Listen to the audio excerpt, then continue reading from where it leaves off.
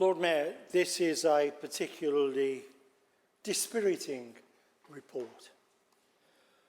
I, for one, have always questioned, first of all, the wisdom of putting a figure of £760 million in the public domain, because that's setting a target for the trade unions and claimants to aim at. It was a mistake, and we're paying for it.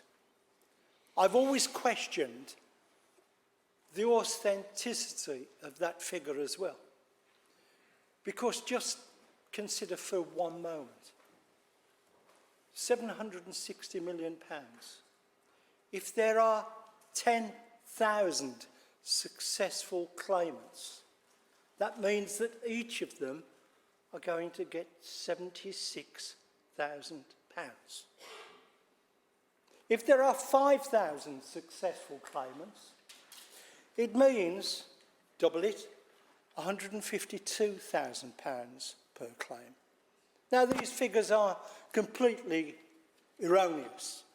They're not based in fact at all, because we know from previous claims that they haven't been anywhere near those figures. And yet these figures were put into the public domain, and they were used in the House of Commons by the Secretary of State, Gove, and used it as the excuse to send in the commissioners. Now, the commissioners come in and they unearth, unfortunately, a further barrel of tribulations as far as Birmingham City Council is concerned.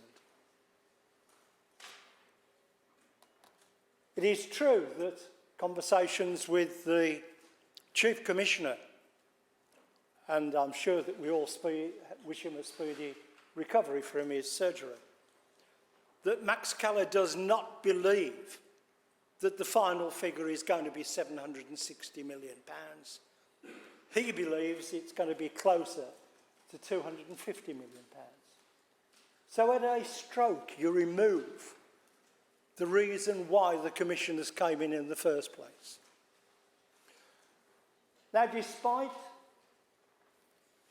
me being a member of the Finance Committee, Strategic Finance Committee, and Audit Committee, and the Finance Board, where job evaluations have been examined and tested, and colleagues have asked all the right questions, and we've been told all the right answers, except that the right answers have been erroneous, because we're not up to date, and we're not going to hit the date of the 1st of April.